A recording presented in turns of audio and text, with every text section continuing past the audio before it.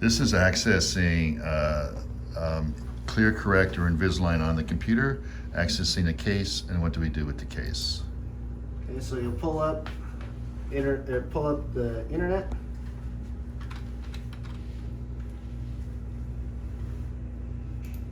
We want to go to Clear Correct.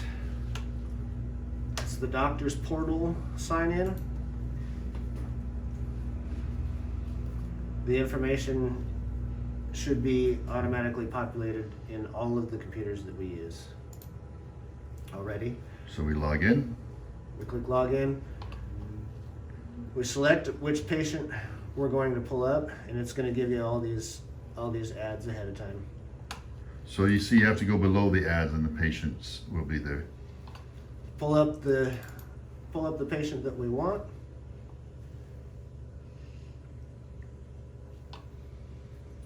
Actually, I might go, because this is one.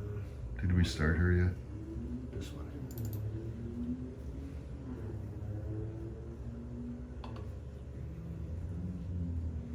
This is the one we sent back for revision. So we're gonna scroll down. This was our original request. There was a couple of small minor changes that we wanted to make when we brought the patient in to view the case. So they have sent us this new case. So we'll click on the preview setup and always use the latest version. So this was version 2. So this was the version that we want to pull up. Then it's going to give you an image of their teeth.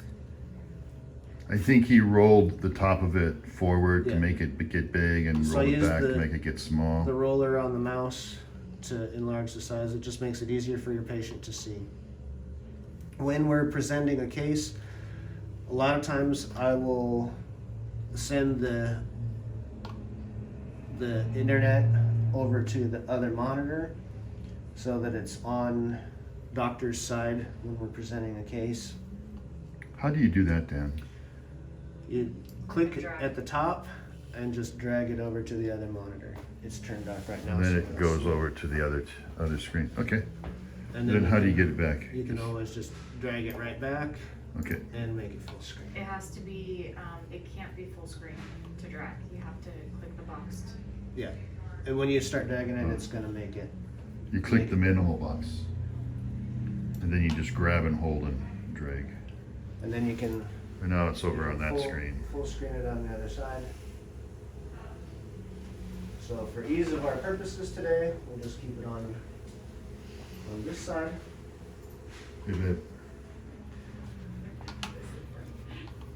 And when we're presenting a case, we'll bring the patient in, explain what's going on, and then we can actually show them by pushing the play button. We can show them the full progression of how their case would go. And that's how the case ends right there. So this is where it ends. This was where they started.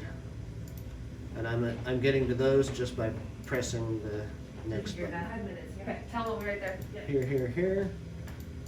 So you can go backwards, forwards. You can pick any stage in their treatment. So this patient, let's say they came in after several months and they're in tray 4. So we'll look in their mouth. The case says this is what they should look like. And then we can show them what their next sets of trays should look like. In the So future. that's what has to happen each and every time. If the dental assistant doesn't want to make the evaluation, then I will. But we need to make sure that where they are in real life is where they are with the case. So for a while that wasn't happening. The dental assistants were uncomfortable doing it or something, I don't know. But we ended up with cases we had to redo. Every time we see the patient, we pull this screen up, we look at tray 4, tray 7, and we look in the mouth and see if those spaces are the same, if they're still crooked. Dan, show them how to split, because looking at it this way is not so helpful. But watch, he can go to whatever arch, he can turn it, look at it in any direction. He can hit the top and just have the top teeth only.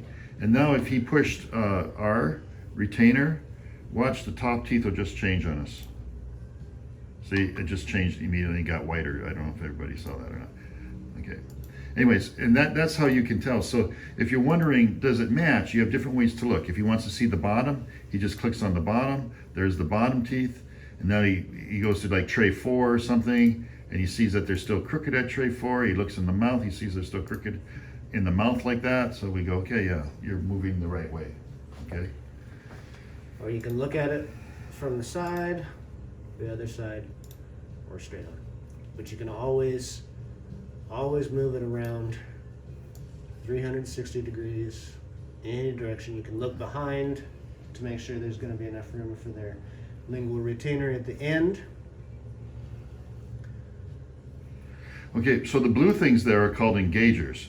There are two things that Invisalign does quite often. The trays move the teeth, but there's two things that we're involved with other than the trays. One are those blue things are called engagers. We get a template that looks like a mouth guard, but it has these built out little boxes in that have room for composites. And that's all we're using is a composite, and we are etching the tooth. We are bonding the tooth where that composite is going to go. Then we fill the retainer, these little boxes in the retainers. We put the retainers on a light camera, remove the retainer, and those little pieces of composite stay on their teeth. They're not really blue in the mouth, they're just blue on the picture so you guys can see them, that they're blue in the picture. And what's your role? Some of the dental assistants are good enough where they can go ahead and place those. They can etch, they can bond. We don't need primer because it's all enamel. So they can etch with our blue etch, they can bond with our bond agent, and then they can light cure it, and then they can place the material in the tray, place the tray on the teeth, press the tray against the teeth, and then light cure it, remove the tray, and those pieces of composite stay on the teeth. Those are called engagers. The second thing that the dental assistant gets involved with, or I get involved with, is IPR. That's called interproximal reduction. Invisalign and ClearCorrect both are very big in interproximal reduction. The dental assistant sets us up with that with a double-sided rotary diamond blade on a slow speed with a nose cone. So it's like a right there, that goes on a nose cone, right? Mm-hmm. Yeah.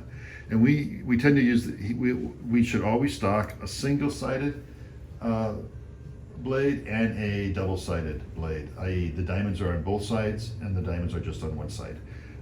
Generally we can use that. Generally we IPR to 0.3 millimeters, and we do have a little device that measures 0.3 millimeters. Okay, are those things available to show or not? Yes. Yeah. Okay. Okay, so once we verify that the teeth are where they match, the mount in person they match with what's on the screen, we give them two trays.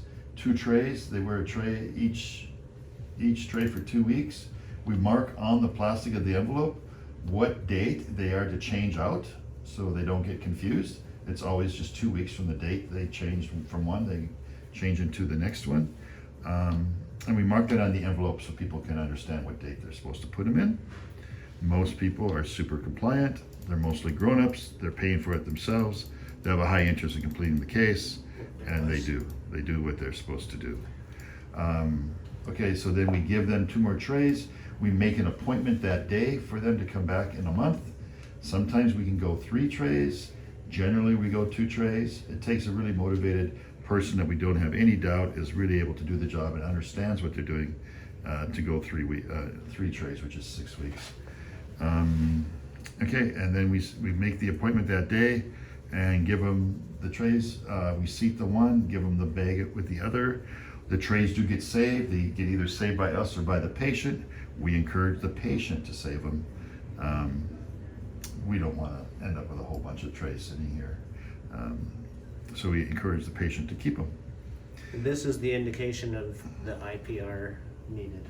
You'll have the red cone. So this indicates that we need to reduce this space here and here. And it tells us what day to do that on, what tray. Tray number 11 for this particular case.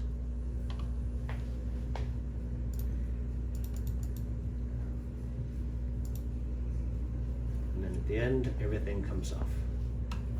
Okay.